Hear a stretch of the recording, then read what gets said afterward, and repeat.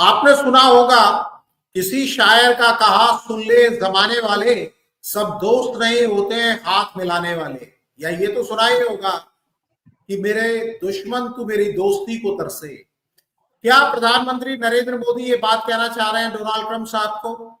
यही बात समझेंगे और समझने के लिए हमने आमंत्रित किया है हमारे एक्सपर्ट, जो सुरक्षा मामलों के भी एक्सपर्ट हैं, विदेश मामलों के एक्सपर्ट हैं, श्री प्रशांत सिंह जी। बहुत स्वागत करूंगा सर मैं आपका।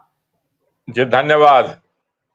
और देखने वालों को मेरा भी नमस्कार। मेरा नाम है वात्सल्य राय। और ये बात हम क्यों कह रहे हैं और क्यों हम इस बात को समझना चाह रहे हैं, इसको समझने के पहले थोड़ी सी पृष्ठभूमि मैं आपको बता देता हूं। ताजा खबर आई है। डोनाल्ड ट्रंप साहब, इनको आप पहचानते हैं, जिन्हें प्रधानमंत्री नरेंद्र मोदी साहब माय फ्रेंड कहते रहे हैं, और डोनाल्ड ट्रंप साहब भी इस दोस्ती की काफी दुहाई देते रहे लंबे समय तक।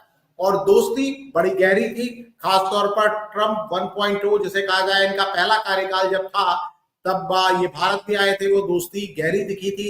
उस दौर में 2018 में इन्होंने पाकिस्तान पर तमाम सारी जो मदद मिलती थी अमेरिका की ओर से, उसे बंद कर दिया था। और उसी एक्सपीरियंस को देखते हुए पूरा भारत उत्साहित था और चाहता था कि डोनाल्ड ट्रंप दोबारा प्रेसिडेंट बने अमेरिका के। लेकिन जब से वो बने हैं, बदले हैं। और कुछ दिन पहले की आपने खबर सुनी ली होगी कि उन्होंने पहले कहा कि भारत पर हम 25% टैरिफ लगाएंगे, उसके बाद उन्होंने 50% टैरिफ लगाने की बात की। उसके पहले वो लगातार ये क्लेम करते रहे कि भारत और पाकिस्तान के बीच जो संघर्ष हुआ था, जहां भारत ने ऑपरेशन सिंदूर किया था और पाकिस्तान को एक तरीके से मुंह की खानी पड़ी थी, उसमें इन्होंने सीज फायर कराया, ऐसा लगातार दावा किया, जिसे भारत की ओर से बराबर जिसका खंडन किया गया। और शायद नोबेल प्राइज चाहते हैं, ये दावा किया जाता है बहुत से लोगों के द्वारा कि ट्रंप चाहते हैं कि उनको नोबेल प्राइज मिले, और इसीलिए वो इस तरह की बातें कर रहे थे। और कई लोग बता रहे हैं कि जो टैरिफ का पूरा विवाद है, उसके जड़ में भी कहीं ना कहीं यही बात है कि भारत उस तरह से उन्हें क्रेडिट नहीं दे रहा, क्योंकि भारत का क्लेम है कि पाकिस्तान ने खुद रिक्वेस्ट किया था, वहां के डीजीएमओ ने संपर्क किया था भारत के डीजीएमओ से और ऑपरेशन सिंदूर को रोकने की गुजारिश की थी। उसके बाद लगातार जिस तरह का टैरिफ को लेकर इन्होंने बात शुरू की, उसके बाद भारत और अमेरिका एक डील होने की बात थी, लेकिन वो डील नहीं हो पाई और इन्होंने पहले 25% और उसके बाद 50% टैरिफ लगाने की बात की। और इस बीच दो किरदार जिनकी तस्वीरें आप देख रहे हैं, प्रधानमंत्री नरेंद्र मोदी साहब और डोभाल साहब, ये बहुत अहम दो किरदार बन चुके हैं, क्योंकि खबरें जो आ रही हैं कि डोभाल साहब ने कल पुतिन साहब से मुलाकात की और आज प्राइम मिनिस्टर नरेंद्र मोदी ने अब से कुछ देर पहले ट्विटर पर, जिसे अब एक्स कहा जाता है, ट्वीट करके जानकारी दी कि उन्होंने बात की है पुतिन साहब से। रशिया भारत का पुराना दोस्त है और डोनाल्ड ट्रंप ने जो भारत पर टैरिफ लगाने की बात की है, उसमें कहीं ना कहीं रशिया का जिक्र किया है कि भारत लगातार तेल खरीद रहा है रूस से, जिससे यूक्रेन युद्ध में रशिया को फायदा मिल रहा है। और भारत ने साफ तौर पर बता दिया कि हमारे लिए नेशनल इंटरेस्ट, अपने हित सबसे ऊपर है, और जो अमेरिका हमारे ऊपर आरोप लगा रहा है वो पूरी तरीके से उन्हें तर्कहीन कहा जाएगा, उनमें कोई दम नहीं है उन आरोपों में। और भारत ने एक लिस्ट वो भी जारी की है जो कि अमेरिका रशिया से सामान लेता है। तो इस तरह की हेडलाइंस अभी आ रही हैं कि प्राइम मिनिस्टर नरेंद्र मोदी ने पुतिन से फोन पर बात की है। पुतिन यानी व्लादिमीर पुतिन, जो राष्ट्रपति है रशिया के। रशिया भारत का पुराना दोस्त है और ये दावा किया जाता है कि पिछले 2 साल में लगभग 45% अपने टोटल आयात का, ऑयल इंपोर्ट का, भारत ने रशिया से लिया है। और एनएसए डोभाल साहब जाकर मिले पुतिन साहब से, ये हमने जैसा अभी आपको जिक्र किया, और वो बड़ी अच्छी मुलाकात हुई। पिछले साल भी एक इसी तरह की मुलाकात हुई थी पुतिन साहब की और डोभाल साहब की। और सिंह साहब को हमने इसलिए आमंत्रित किया है कि बहुत करीब से जानते हैं डोभाल साहब को, उनके कामकाज को भी बड़े करीब से इन्होंने देखा है। और आज जिस तरह की रणनीति वो बनाते हैं, भारत की चाहे सुरक्षा की बात हो या रणनीतियों की बात हो, बहुत अहम है प्राइम मिनिस्टर नरेंद्र मोदी के लिए। डोभाल साहब उनके प्रमुख सहयोगी हैं, इसीलिए बताया जाता है कि उनको रशिया भेजा गया है। और प्राइम मिनिस्टर नरेंद्र मोदी ने, जो कि 6:33 यानी अभी से लगभग 1 सवा घंटे पहले, उन्होंने एक्स पर ये जानकारी दी और ये बताया कि बहुत अच्छी और डिटेल बातचीत हुई। और यहाँ पर इन्होंने, जो हमने बताया था आपको कि माय फ्रेंड, पहले ये डोनाल्ड ट्रंप साहब के लिए कहते थे, अब लिख रहे हैं माय फ्रेंड प्रेसिडेंट पुतिन। आप समझ सकते हैं कि कैसी गहराई की बात ये बताई जा रही है। और उन्होंने धन्यवाद दिया कि जो भी डेवलपमेंट यूक्रेन के फ्रंट पर था उसको लेकर पुतिन साहब ने इनको जानकारी दी, उसके लिए प्राइम मिनिस्टर नरेंद्र मोदी ने इनको थैंक यू कहा। और ये बात मैं और आपको बता दूं, एससीओ की एक समिट होने जा रही है, जिस दिन ये बात आई कि 50% टैरिफ लगाने जा रहे हैं पुतिन साहब, उसी दिन प्राइम मिनिस्टर नरेंद्र मोदी की तरफ से ये जानकारी आई, ये जानकारी दी गई कि प्राइम मिनिस्टर नरेंद्र मोदी 2 दिन के लिए एससीओ समिट में हिस्सा लेने के लिए चाइना जा रहे हैं, रशिया भी वहां होगा। तो आप समझ सकते हैं ट्रायंगुलर बनाने की जो बात की जाती है भारत, रूस और चीन के बीच, वो ट्रायंगुलर कहीं ना कहीं बनता हुआ दिखेगा। उससे पहले प्राइम मिनिस्टर जापान जाएंगे, लेकिन ताजा बात यह है कि उन्होंने पुतिन साहब से बात की, बात करने के बाद इसकी जानकारी दी। और कई लोग मान रहे हैं कि जिस समय ट्रंप चाहते हैं कि रशिया से भारत उस तरह के संबंध न रखे, उसी समय खबर आती है कि बोइंग की जो डील है भारत उस पर विचार कर रहा है। और फिर पुतिन साहब से ये बातचीत साफ तौर पर ये संकेत है कि भारत किसी दबाव में नहीं आने वाला, झुकने वाला नहीं है। और इसका क्या मतलब है डिटेल में हम सिंह साहब से समझेंगे, लेकिन एक चीज और मैं बता देता हूं कि लूला साहब जो ब्राजील के नेता हैं, उनसे भी प्राइम मिनिस्टर ने कल बात की थी। और ब्राजील भी उन देशों में शामिल है जिन्होंने ट्रंप की धमकी, ये जो टैरिफ वॉर उन्होंने छेड़ा है, उसके आगे झुकने से मना कर दिया है। तो कई लोगों को लग रहा है कि सारी दुनिया एक तरफ है, भारत अलग थलग होता जा रहा है, लेकिन नहीं। अब आप देख रहे हैं कि नए समीकरण बन रहे हैं। चाइना जिससे रिलेशन अच्छे नहीं थे, 6 साल के बाद 2019 के बाद प्राइम मिनिस्टर जा रहे हैं चाइना, तारीख तय हो चुकी है, अगस्त की आखिरी तारीखों में 30-31 में उनका दौरा रहेगा, पहले जापान फिर चाइना। और इस बीच पुतिन से बात करने के बाद उन्होंने जानकारी दी है लूला से, जो इनका कन्वर्सेशन कल हुआ इसके बारे में भी जानकारी दी है। और डोभाल साहब भी मिशन पर है, पुतिन से कल मिल चुके हैं। क्या मायने हैं इनके? ट्रंप पर ये प्रेशर है किसी तरह का, ट्रंप क्या प्रेशर में आएंगे, क्या समझा जाए? सीधे सिंह साहब मैं आपसे समझना चाहूंगा, क्योंकि बड़ी दुनिया में उथल पुथल है और ट्रंप को बहुत सारे लोग, हम लोगों ने भी यूएस इलेक्शन के समय चर्चा की थी, भारतीय मूल की थी, दूसरी इनकी प्रतिद्वंदी कमला हैरिस, उनको कई लोग चाहते थे जीतें, लेकिन भारत चाहता था, बहुत सारे लोग चाहते थे, खासतौर पर जिन्हें कहा जाता है दक्षिणपंथी, वो चाहते थे कि ट्रंप आए। पूजा आरती हवन की गई थी और कई लोग उसका मजाक भी बनाते हैं कि ट्रंप से आपने पूजा की, आरती की, और वो चिल्लाते भी है एक तरीके से, खासतौर पर उन लोगों को जो लोग चाहते थे। लेकिन वो लोग इसलिए चाहते थे कि पिछला एक्सपीरियंस देखा गया था, जब अमेरिका बहुत मदद करता था पाकिस्तान की, ट्रंप आए, ट्रंप ने वो सारी मदद रोक दी। ये बताया कि किस तरह से ओसामा बिन लादेन को पाकिस्तान ने छुपा के रखा था, ट्रंप ने अपनी जुबान से सारी बातें कही। उसके बाद ट्रंप इस रूप में सामने आएंगे, ये शायद ही किसी ने इमेजिन किया होगा। तो सर मैं आपसे ही समझना चाहता हूं, ये जो पूरी उथल पुथल है, और जिस तरह से पुतिन साहब एक बड़े फिगर के तौर पर तो रहे हैं दुनिया के सामने, लेकिन भारत जिस तरह उनको इंपॉर्टेंस दे रहा है। जी देखिए, एक चीज है कि जैसे ट्रंप साहब जो हैं, बहुत सारी चीजें और भी हुई थी। जैसे जब अमेरिका में चुनाव हो रहा था, ये बात सही है कि यहाँ पूजा आरती हवन सब हुआ कि ट्रंप जीत जाएं, और दक्षिणपंथी लोगों को अच्छा लगता था कि ट्रंप जीत जाए तो अच्छा है, क्योंकि एंटी पाकिस्तान और प्रो हिंदू भारत, उनका नीतियां पिछले टर्म में देखने को मिली थी।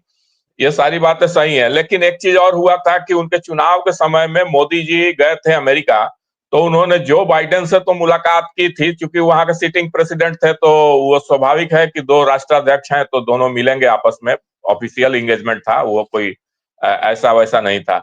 लेकिन इसके अलावा ट्रंप साहब चाहते थे कि मोदी जी उनसे भी मिलें या मिलने का टाइम दें, तो मोदी जी ने अवॉइड किया था। शायद ऐसा लग रहा था कि हो सकता है कि ट्रंप ना जीतें और ये कमला हैरिस जीत जाएं, क्योंकि एक बार कमला हैरिस का अच्छा हवा बना था वहां, तो जीत जाए तो फिर लेने के देने पड़ जाएंगे, फ्यूचर में भारत को नुकसान उठाना पड़ेगा, तो एक कटुता रह जाएगी मन में कमला हैरिस की। इसलिए मोदी जी ने उस चीज को अवॉइड किया था। लेकिन बहरहाल ट्रंप ने वहां तक भी उस चीज को भी ध्यान में नहीं रखा, बहुत ज्यादा दिमाग में नहीं रखा। आखिर बात कहां बिगड़ी? आप देखिए कि ट्रंप जब सत्ता में आए तो एक अमेरिका में बहुत ही गलत ढंग का कानून था कि दूसरे देश में कोई बिजनेसमैन, जैसे अडानी का मामला था, अडानी पर वहां केस दायर किया गया था, तो ये दायर किया गया था कि अडानी ने कंपनी को प्रमोट करने के लिए इंडिया में इंडियंस को रिश्वत दिया है, ये आरोप था, उसका कोई सबूत भी नहीं था। दूसरी चीज कि इस चीज से अमेरिका की धरती या अमेरिका के कानून को क्या लेना देना? अगर हमारे यहाँ कुछ ऐसा होता है तो हमारा कानून डील करेगा उसको। तो लेकिन वहां तो उस कानून को ट्रंप ने सत्ता में आते ही, प्रेसिडेंट पद का शपथ लेते ही खत्म किया। इसके अलावा आप याद कीजिए कि राजनाथ सिंह जी रक्षा मंत्री के नाते अमेरिका गए और दोनों देशों में एक रक्षा समझौता हुआ, जिसमें हुआ कि दोनों ही देश एक दूसरे से रक्षा उपकरण खरीदेंगे। अब देखिए कि अमेरिका जैसा उन्नत कंट्री जो रक्षा मामलों में, जो डिफेंस प्रोडक्शन में जो सबसे उत्तम क्वालिटी होता है, वो भारत से क्या खरीदेगा, क्यों खरीदेगा? लेकिन वहां खरीदने की बात हुई, इसलिए हुई कि उसके पास मैन पावर कम है, गोला बारूद, बहुत सी चीजें, बहुत सा जो बड़े बड़े जो बनाने होते हैं रक्षा उपकरण, उनका पार्ट, ऊर्जा, ये सब चीजें चाहिए, वो भारत से अमेरिका खरीदेगा प्रेफरेंस के आधार पर। अन्य देशों की अपेक्षा भारत से ज्यादा खरीद करेगा, बदले में भारत भी वहां से खरीदेगा। लेकिन बात कहां से बिगड़नी शुरू हुई? तो बात, मेरा जो अपना आकलन है, बात बिगड़नी शुरू हुई कि एक तो अमेरिका में जो डीप स्टेट है, डीप स्टेट कहें तो वहां जो आर्म्स लॉबी है वो है, लिकर लॉबी है वो है, और कुछ और भी तत्व हैं, एलिमेंट्स हैं। तो उन लोगों का दबाव बढ़ा कि भारत पर F-35 थोपना है, चाहे जैसे भी हो, और भारत को उसमें इंटरेस्ट नहीं था शुरू से। एक बात यहां बिगड़ने की चीज आई।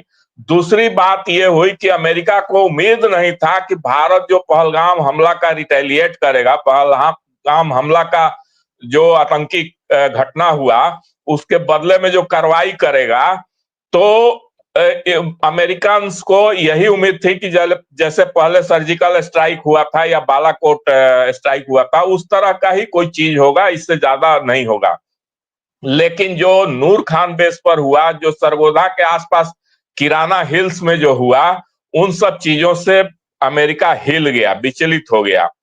ये चीजें भी हैं। दूसरी चीज, तीसरी चीज हुई कि ये क्रेडिट लेना चाहते थे डोनाल्ड ट्रंप, क्रेडिट नहीं दिया गया, क्योंकि बात जब सच्चाई नहीं थी तो भारत क्यों उसको क्रेडिट देंगे। तो एक चीज ये भी हुई, और सबसे बड़ी बात ये हुई कि जो ऑपरेशन सिंदूर के दरमियान जो भारतीय स्वदेशी रक्षा उपकरणों का जो गुणवत्ता विश्व भर में प्रदर्शित हुआ, उससे अमेरिका को यह आभास हो गया कि भारत अब बहुत बड़ा बाजार उनके रक्षा उपकरण के लिए नहीं रहेगा।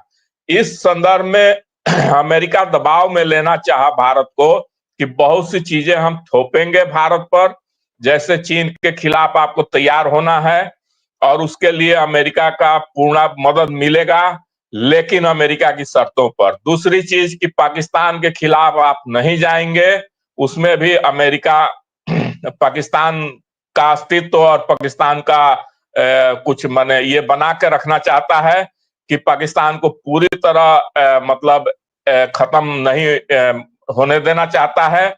अमेरिका इस चीज को भारत को दिमाग में रखना पड़ेगा। और तीसरी चीज कि अमेरिकन हथियारों को भारत में लेना भी पड़ेगा, रसिया के हथियारों को इग्नोर करना पड़ेगा। इन तीनों शर्तों पर भारत राजी नहीं था।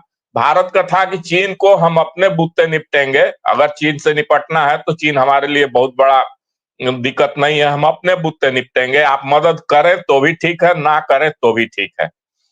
और हथियार जहां तक जो हमको पसंद आएगा वही लेंगे, जो नहीं पसंद आएगा आपके थोपने से आपका हम F-35 या जो कहेंगे वो खरीद लेंगे, क्योंकि हम तो बहुत सारा चीजें अमेरिका से खरीद रहे हैं, जैसे चिनूक हेलीकॉप्टर है और भी बहुत सारे आर्म्स एमुनिशन है, टैंक है, बहुत सारा तेज हवाईजर है, वो सब चीज खरीद रहे हैं। लेकिन जो हमको पसंद नहीं है वो भी आप थोप देंगे, हम उसको ले लेंगे, ऐसा नहीं है। इन सब चीजों से तो बात यहां से बिगड़नी शुरू हुई, तो बिगड़ती चली गई। और दूसरी चीज ये है कि पिछले साल हमारे विदेश मंत्री यूरोप गए थे, तो उनसे सवाल उठाया गया कि आप रसिया से तेल खरीद रहे हैं और उसको वार मशीन को आप मदद कर रहे हैं। तो उन्होंने एक चीज कही थी कि यूरोप की प्रॉब्लम दुनिया की प्रॉब्लम होती है आपके नजर में, और दुनिया की प्रॉब्लम यूरोप के लिए कोई प्रॉब्लम नहीं होती है आपके नजर में। तो ये दोहरा मापदंड ये ठीक नहीं है। आप रूस से एक दिन में जितना पेट्रोलियम और गैस खरीदते हैं, उतना भारत एक महीना में नहीं खरीदता है। ये उनका कड़ा कड़ा जवाब था। और यही जवाब अमेरिका को अब जाकर मिला। अमेरिका को कहा गया कि आप रूस से यूरेनियम खरीद रहे हैं, फर्टिलाइजर्स खरीद रहे हैं और केमिकल्स खरीद रहे हैं।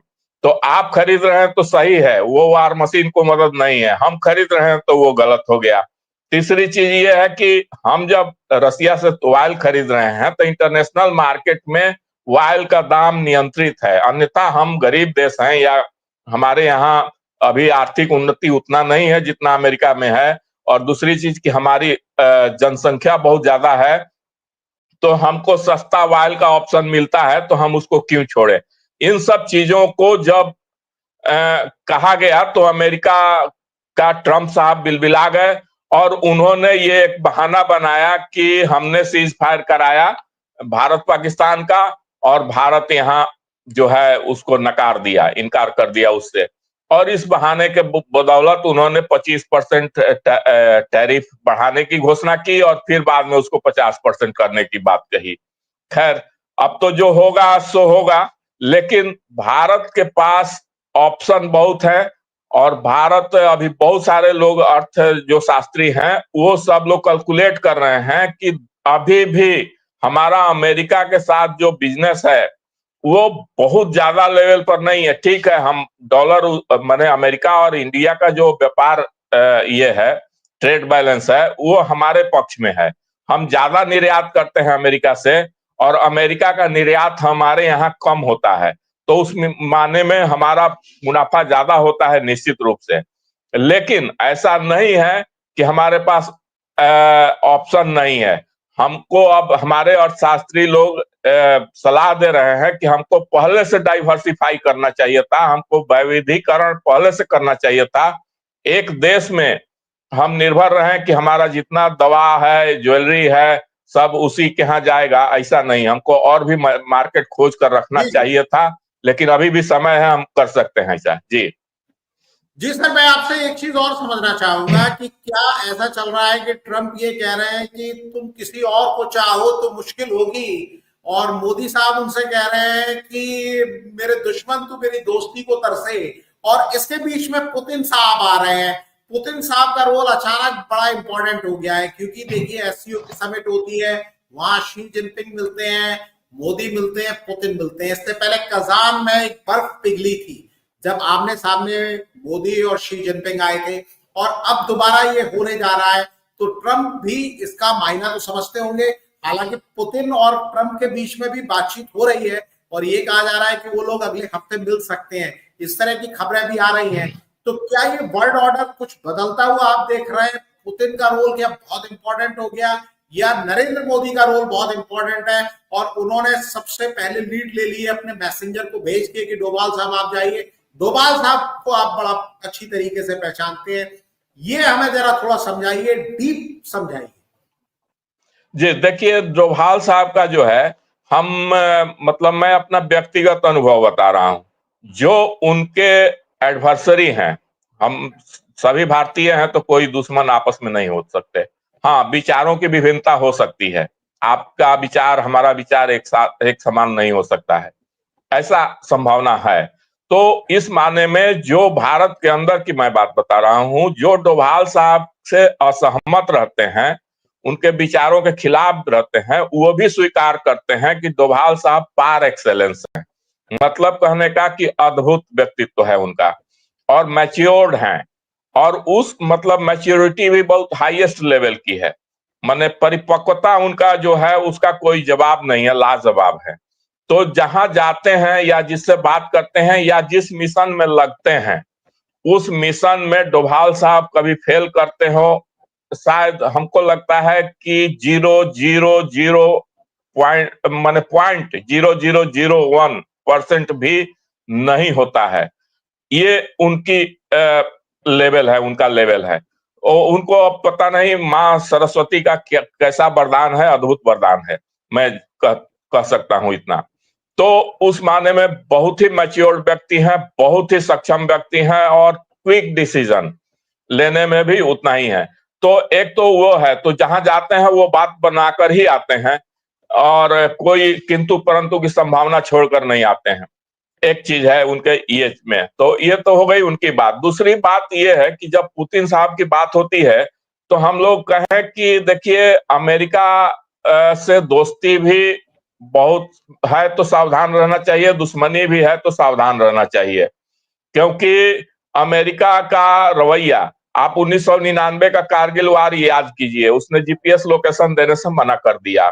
1971 में उसने 7वां बेड़ा भेज दिया। सोवियत संघ उस टाइम अपना बेड़ा भेजकर और अमेरिका को दिखाया, आंख दिखाया कि यदि तुम इसमें इंटरफेयर किया भारत पाकिस्तान के युद्ध में तो हम भी यहाँ खड़े हैं, हम भी चुप नहीं बैठेंगे। तो ये चीज हुई।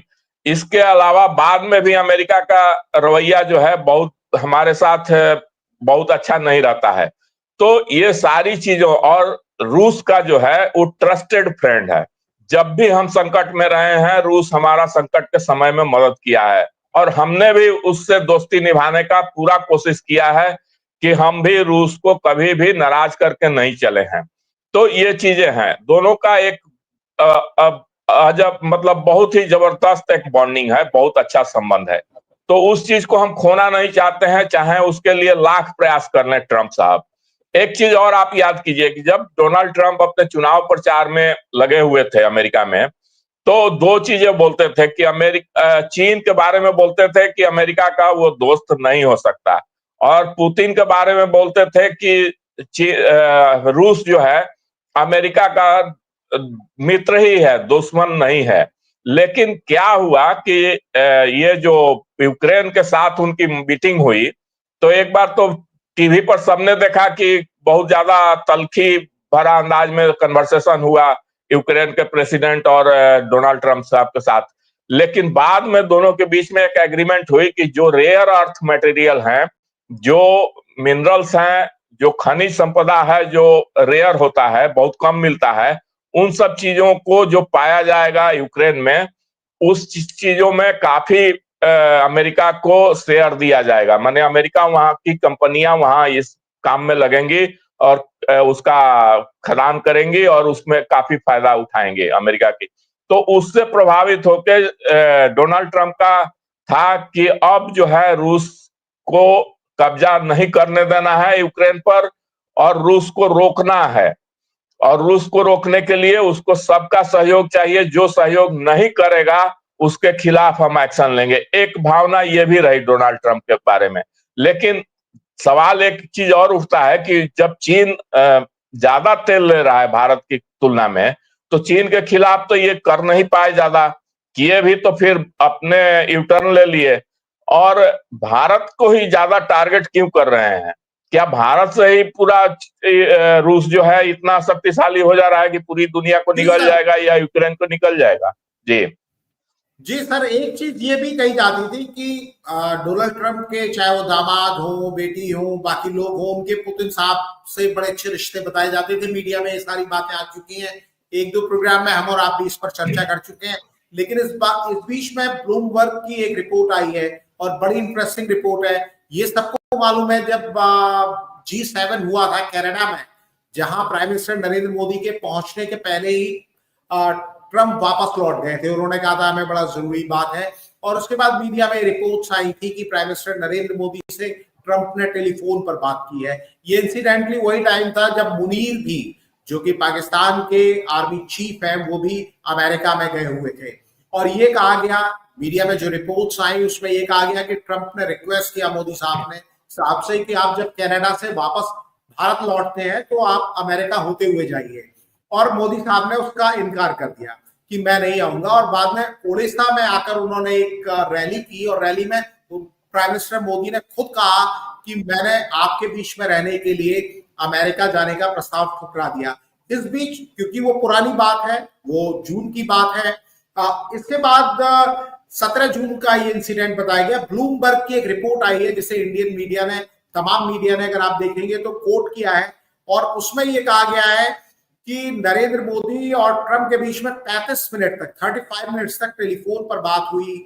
और ये G7 शिखर सम्मेलन के दौरान, जिसकी रिपोर्ट पहले भी आ चुकी थी, वो बातचीत हुई थी। और इस रिपोर्ट में दावा किया गया है कि ट्रंप के साथ जब फोन पर बातचीत हुई 35 मिनट की, तब प्राइम मिनिस्टर नरेंद्र मोदी ने क्लियर कहा कि पाकिस्तान के साथ सीज फायर में कोई थर्ड पार्टी या कोई तीसरा देश यानी अमेरिका नहीं था। उस समय वो कई बार क्लेम कर चुके थे, जिन्हें हमारा अपोजिशन गिनता भी है कि 26, 27, 28 या 30 बार इस तरह का उन्होंने क्लेम किया है। और उन्होंने ये भी कहा कि पाकिस्तान ने जब रिक्वेस्ट किया भारत से, तब दोनों देशों के बीच सीज फायर पर चर्चा हुई। ये प्राइम मिनिस्टर ने अपने जो देश के नाम संदेश दिया था ऑपरेशन सिंदूर के बाद, उसमें भी ये क्लियर तौर पर कहा, और भारत लगातार इसी रुख पर कायम है।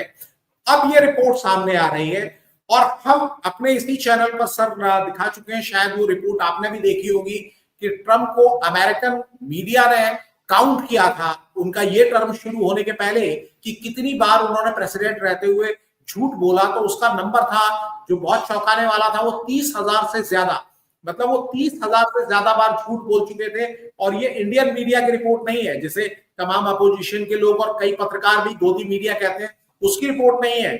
जिस मीडिया को वो स्वतंत्र मानते हैं, आजाद मानते हैं, क्वेश्चन करने वाला मानते हैं, उस अमेरिकन मीडिया ने इस तरह का जिसे कहा जाए बिना फैक्ट चेक किया, फैक्ट चेक करके सामने रखा कि एज प्रेसिडेंट वो 30,000 से ज्यादा झूठ बोल चुके थे। आज की स्थिति, क्योंकि देखिए जब से ये प्राइम मिनिस्टर नरेंद्र मोदी के बयान से ज्यादा कई लोग ऐसे भी हैं जो डोनाल्ड ट्रंप के बयान पर भरोसा कर रहे हैं, सवाल पूछ रहे हैं सरकार से।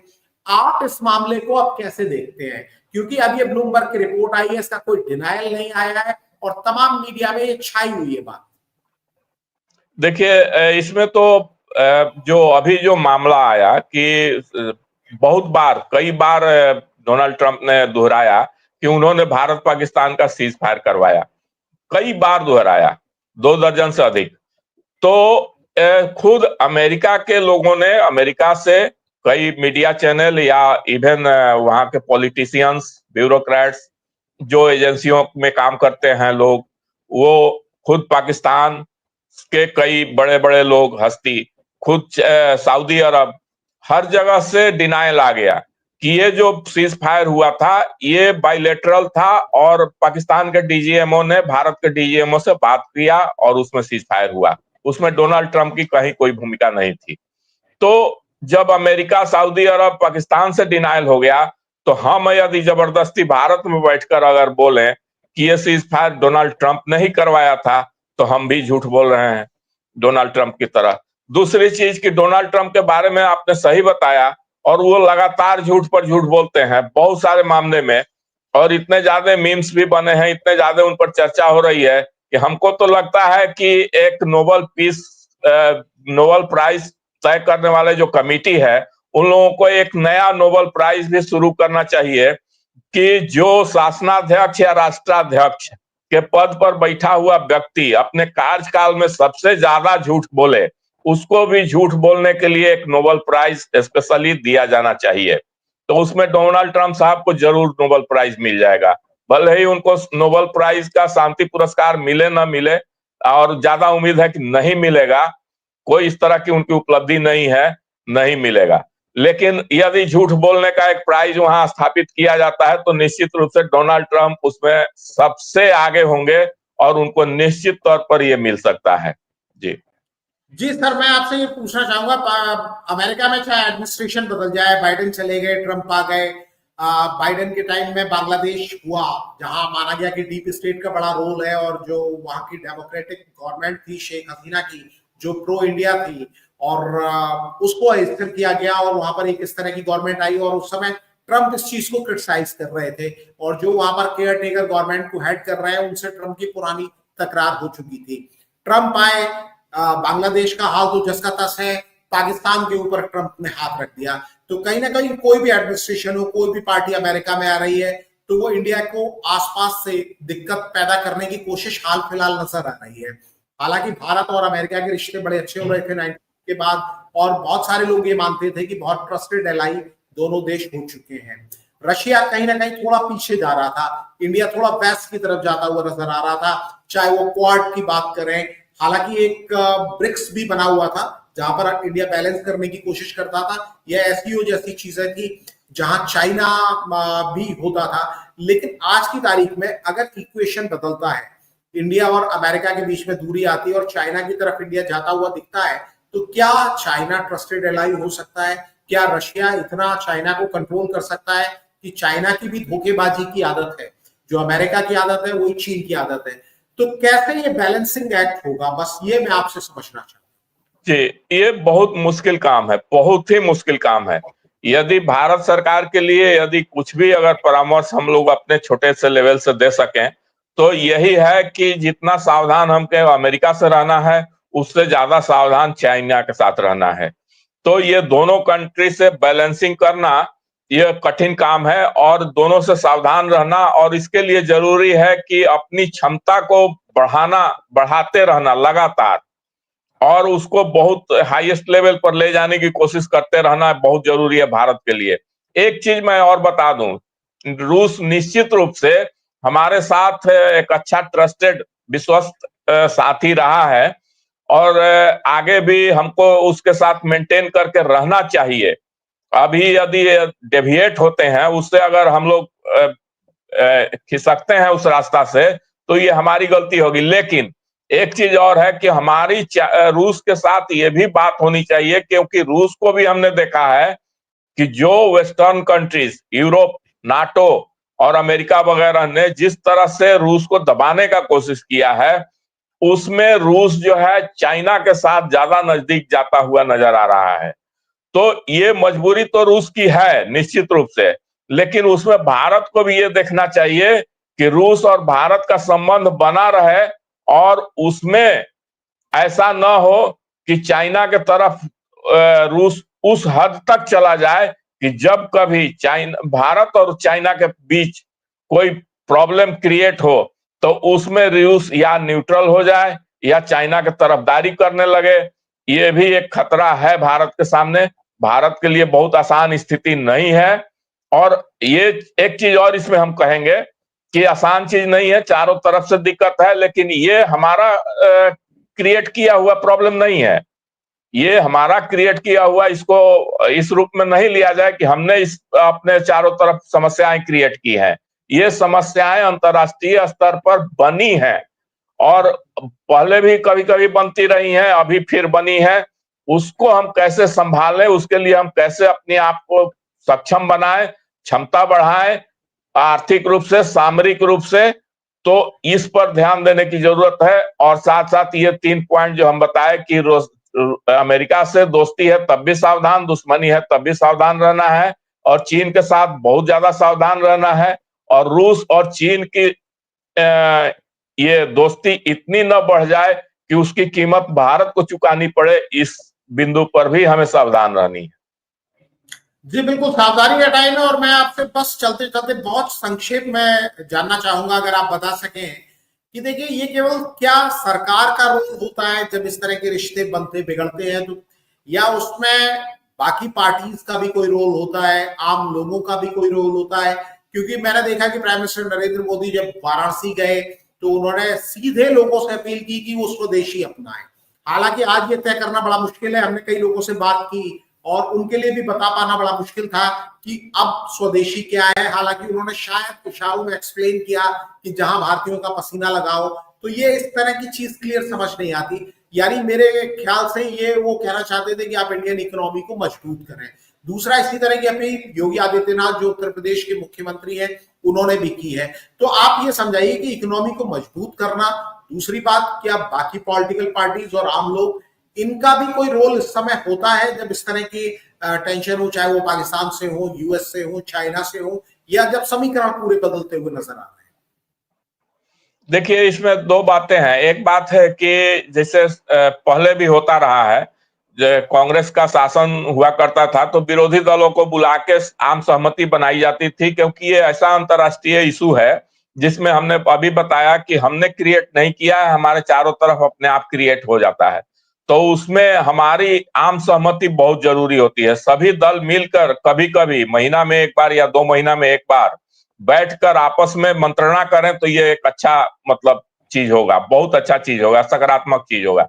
तो ये भी गवर्नमेंट को सोचना चाहिए। दूसरी चीज कि मोदी जी ने जो कहा कि स्वदेशी अपनाइए, लेकिन मान लीजिए कि हमको एक शर्ट की सिलाई करनी है और उसके लिए धागा हमको खरीदना है, और हम पूरा दिल्ली घूम लें और एक स्वदेशी निर्मित धागा न मिले, या दिवाली आ रहा है, हमको अपने झालर बिजली का झालर लगाना है छत पर, और अब पूरा दिल्ली घूम लें और एक झालर हमको स्वदेशी बना हुआ न मिले, और जहां भी जाएं वहां चाइनीज मिले, तो इस स्थिति में सरकार का क्या कोई भूमिका नहीं है कि वो छोटे और मध्यम उद्योगों को कहे कि भाई उसका विकल्प आप तैयार करके रखिए, लोग आए तो भले ठीक है, हमको 2 रुपया ज्यादा लगे, हम खरीदेंगे स्वदेशी, हम ये मन बनाकर जाते हैं, लेकिन मिलता ही नहीं है, तो उस स्थिति में हम क्या करें? और हमको उस चीज की जरूरत है, सख्त जरूरत है, तो हम क्या करें?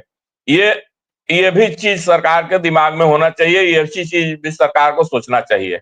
जी जी बिल्कुल सर, क्योंकि ये बहुत ही इस तरह का समय है कि जिन्हें आप दोस्त समझते थे वो दुश्मनों की कतार में जाके बैठ गए हैं, और जो दुश्मन ऑलरेडी स्थापित थे उनसे आपको दोस्ती करनी पड़ रही है। वक्त का तकाजा कुछ ऐसा है, और जैसा आपने कहा कि बहुत संभल के चलने की जरूरत है, क्योंकि ये जो पनघट की डगर हो गई है बड़ी मुश्किल हो गई है, लेकिन कोशिश सरकार कर रही है और एग्रेसिव है। ऐसा लग रहा है जैसे वीरेंद्र सहवाग बल्लेबाजी करते थे कि सामने कितना भी तेज गेंदबाज हो वो उसकी एग्रेशन के साथ जवाब देते थे। शायद भारत उसी रणनीति पर है कि सामने चाहे पाकिस्तान हो या अमेरिका हो, जिस तरह की बॉल डालोगे हम उसी तरह का हिट करेंगे, और डिफेंस तो बिल्कुल नहीं करेंगे, हम खुल के मारेंगे, खुल के बैटिंग करेंगे। और शायद यही नया भारत है जो न्यू नॉर्मल प्राइम मिनिस्टर ने कहा, और बहुत से लोग शायद इसका इंतजार भी कर रहे थे कि प्राइम मिनिस्टर आखिर डोनाल्ड ट्रंप को उस तरह से जवाब क्यों नहीं दे रहे हैं, वो जो बोल रहे हैं वो जवाब कुछ संकेत मिल रहे हैं। सिंह साहब ने बहुत लंबा और अच्छी तरीके से एक्सप्लेन किया। सर आपका हमने काफी समय लिया, और कई लोगों ने इस कार्यक्रम को देखा, लाइव हमारे साथ जुड़े। अगर आपको ये कार्यक्रम पसंद आता है तो आप हमें कमेंट करके बताइए, लाइक कीजिए, शेयर कीजिए। पसंद नहीं भी आता है तो भी आप कमेंट करके हमें बताइए, और आप किन मुद्दों पर चाहते हैं कि कैपिटल हेडलाइंस पर बातचीत हो। हालांकि सिंह साहब से हम राजनीतिक चर्चा करते हैं, सुरक्षा मामलों के बारे में, क्योंकि एक्सपर्ट हैं। 40 साल से ज्यादा वक्त इन्होंने यही सुरक्षा मामलों को देखने समझने के लिए लगाया है। केवल भारत में नहीं, दुनिया के तमाम देशों में रह चुके हैं, पाकिस्तान में लंबा वक्त गुजारा है, ब्रिटेन में लंबे टाइम तक रहे हैं। आसपास की भौगोलिक जो परिस्थितियां हैं उन पर तो इनकी नजर रहती है, वेस्ट पर भी इनकी बड़ी अच्छी जानकारी है, और जिस तरह आप इनके कार्यक्रम में देखते हैं आप इनसे समझते भी हैं।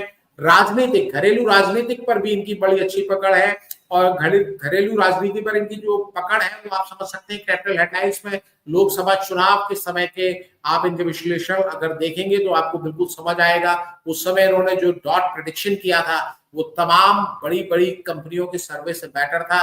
रिजल्ट आने के पहले इन्होंने बता दिया था कि कहाँ किन किन सीटों पर क्या रिजल्ट आने जा रहा है। सर आप हमें वक्त देते हैं, हमारे साथ बात करते हैं। कैपिटल हेडलाइंस के जितने भी देखने वाले हैं उनकी तरफ से भी मैं आपको शुक्रिया कहता हूं, क्योंकि आप जैसे लोग जो हर चीज को बिना किसी भेदभाव के निष्पक्षता के साथ सामने रखते हैं, और हमारी कोशिश भी ये रहती है, हालांकि कोई ना कोई पक्ष आपको लेना पड़ता है। जब देश की बात होती है तो हम देश के पक्ष में हैं, अदरवाइज हम कोशिश करते हैं कि लोगों के सामने बड़ी निष्पक्ष तरीके से खबर जाए, और ये आपके विश्लेषण की वजह से संभव हो पाता है। मैं बहुत दिल से आपका शुक्रिया अदा करता हूं, और जितने भी लोगों ने ये कार्यक्रम देखा उनका भी मेरा दिल से आभार। शुक्रिया, नमस्कार।